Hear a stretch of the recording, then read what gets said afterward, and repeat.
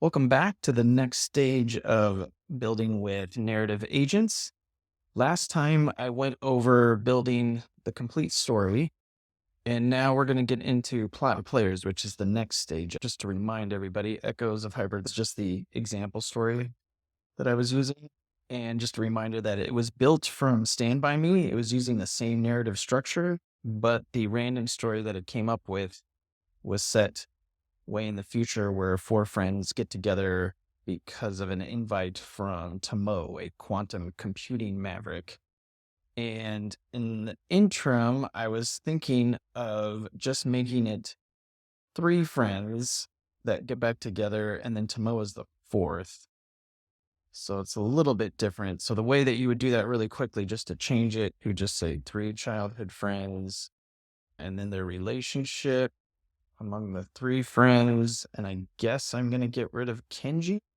I'll get rid of Akira. So now we have Ryo, Yuna, and Kenji. Let's make Kenji's analytical mind and Yuna's creative intuition, and we'll just get rid of Kenji's tech savage. So this is how you can edit the AI responses just to make it your own. I just thought it'd be too much. Four friends, and then Tomo being this mysterious guy. He's the same idea as the dead body from Stand By Me. And then just up at the top, you can just redo it.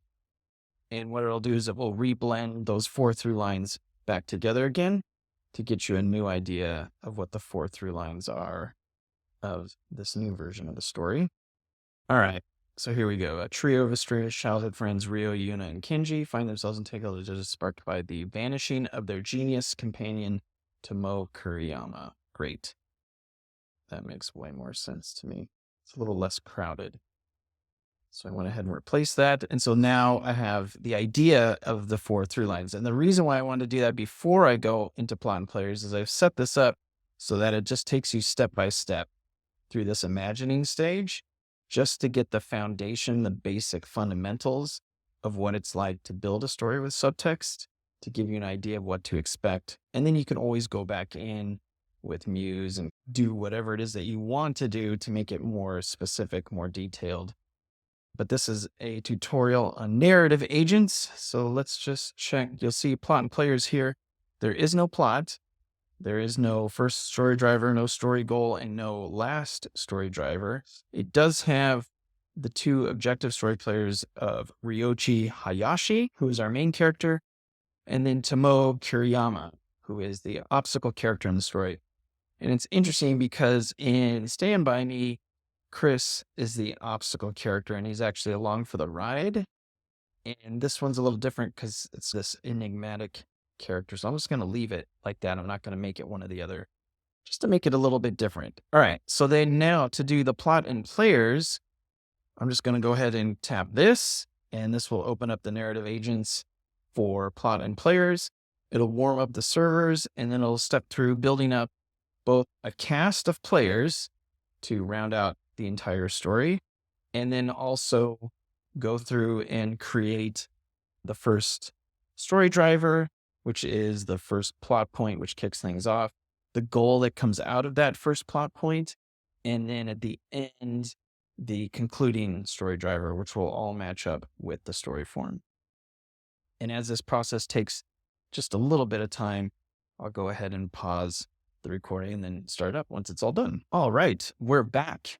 The narrative agents have completed creating our story's basic plot. And just like what happened with the complete story, where down here at the bottom, we had the individual pieces of the story, the four different through lines, and then that was blended into a complete understanding of what the story is all about.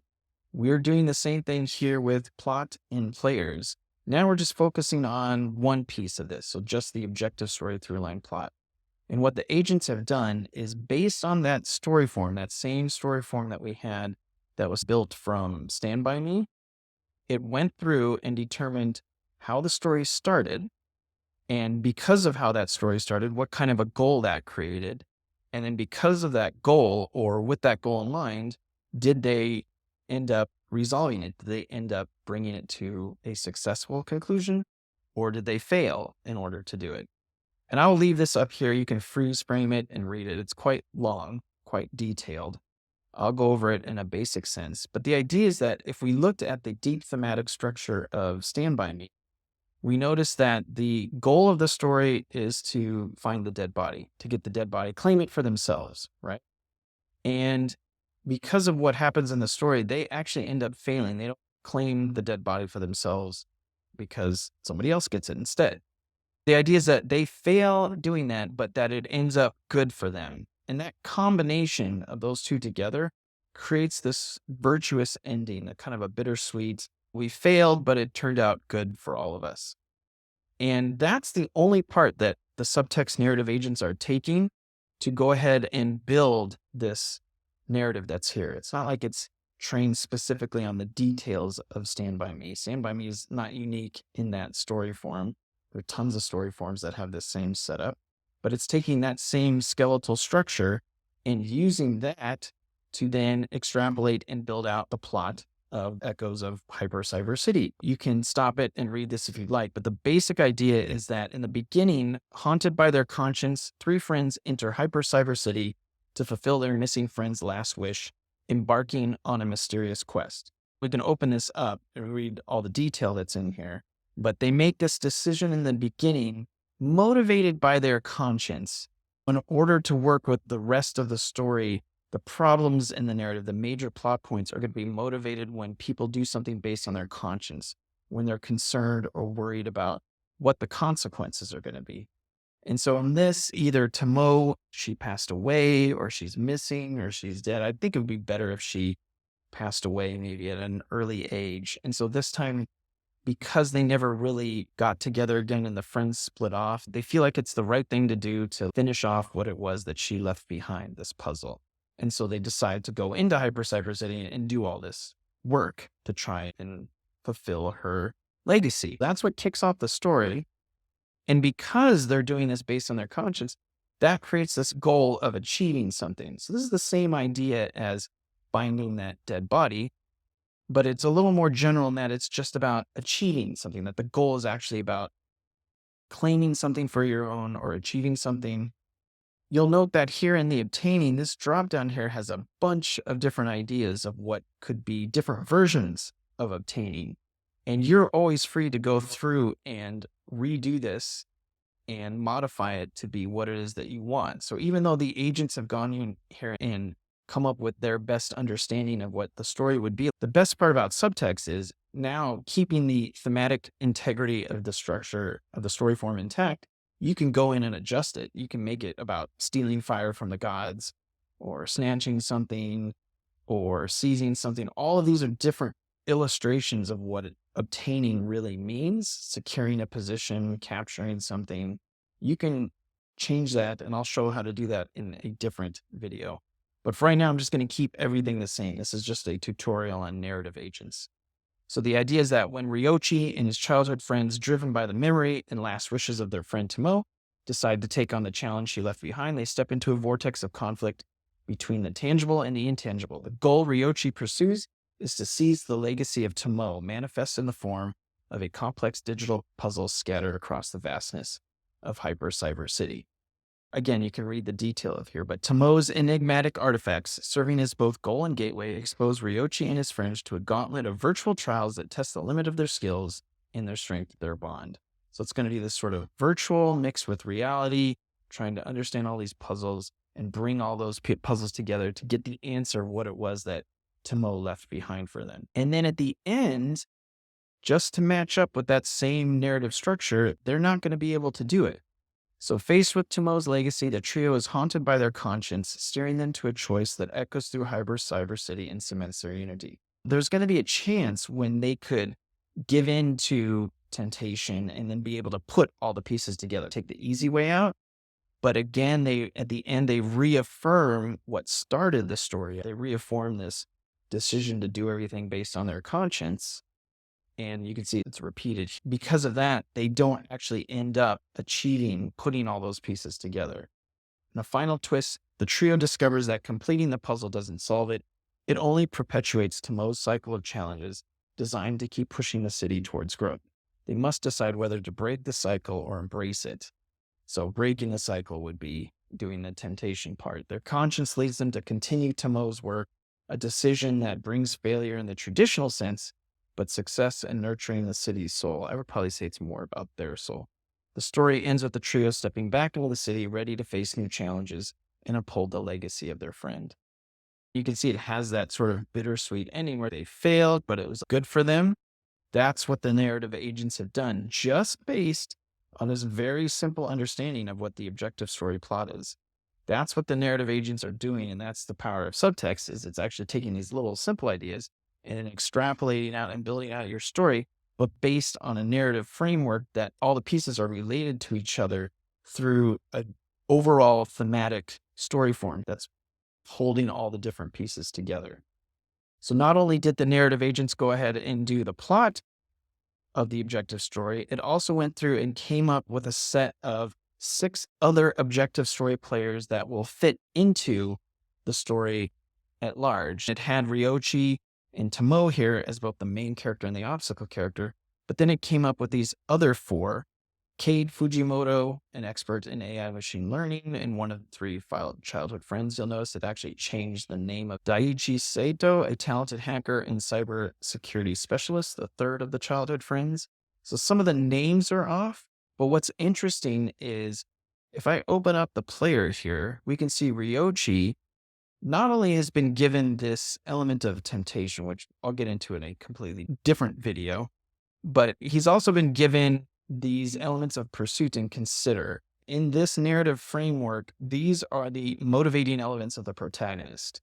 So giving pursuit and consider to Ryochi marks him as the protagonist of the story. And if I go and look at all these other players that are in here, they also have been given different motivations that fit the role that they're supposed to play in the story. Tomo, a visionary quantum mechanic and programmer whose mysterious puzzle is a catalyst for the adventure, is taking on health and conscience, which would be the motivating elements of the guardian archetype character. So that worked out quite nicely. Cade, who is going to end up being probably, I could change the name, but what were the names of the other friends? They were Ryo, Yuna, and Kenji. So Yuna and Kenji are the other ones. So if I go back into here and look at the other players, it has Cade, will probably be Yuna, an expert in AI and machine learning, one of the 3 childhood friends. So here's the one that's motivated by logic and control. And if I go back to the complete story, Ryo's visionary designs, Kenji's sharp analysis. So the question is, do I like the name Kenji or do I like the name Cade? I think I like Kenji better. So I can just go here and open up this. I can just change this to Kenji here like that. Super simple. It's not going to be perfect, but it's still pretty cool. So hey, Kenji, logic and control, which is the more analytical reason archetype character. And then Daiichi Saito, a talented hacker and cybersecurity. So this is the other friend, the 3rd of the childhood friends, is support and faith. So this is that sidekick archetype. Daiichi, I actually think I really like the other better, which is Yuna. So I'm going to make this Yuna. I like that. All right. Eiji Takashi, a competitive player renowned for his strategy skills in virtual reality games. Hinder. So this is the archetype of the contagonist, which is the counterbalance to the guardian archetype. So that's an interesting idea. These are just ideas I came up with. A digital artist who creates breathtaking landscapes within virtual worlds. This is Mika Nakamura. And this would be the emotion archetype. So this would be the balance to Kenji, would be Mika. This is probably somebody they meet along the way, who's motivated by both feeling and free, which is that emotion archetype. Hiro Tanaka, a robotics engineer whose creations often blur the line between virtual and physical. That's pretty cool. Who is that? All right, that's the skeptical character. That's the counter to Yuna, to that support sidekick. We have the counter here of the skeptic character. And then finally, the one that I've been looking for is probably this last one. Yuki Amano, a neuroscientist researching consciousness transfer between reality and virtuality. That is awesome. That's going to be the antagonist. Wow. Female antagonist here. A neuroscientist researching consciousness transfer between reality and virtuality. So like the Kiefer Sutherland character in Stand By Me, this is that replacement character for that. But again, nothing like the Kiefer Sutherland character. Same sort of motivations of prevention or avoiding and reconsider. And that opens up a whole new world that I haven't even thought of. That is the narrative agents for the plot and players section. What it actually did in the background, just a quick look ahead, is if I go to the Objective Story Throughline and I look at the story beats, it actually went through, not only did the first one and did the last one, but also did all the major plot points in the narrative, as well as what happens in each act. So it actually went through and did the entire objective story. We'll get into that into more detail in the following videos, but that does it for the narrative agents for plot and players. Next up, generating character arcs.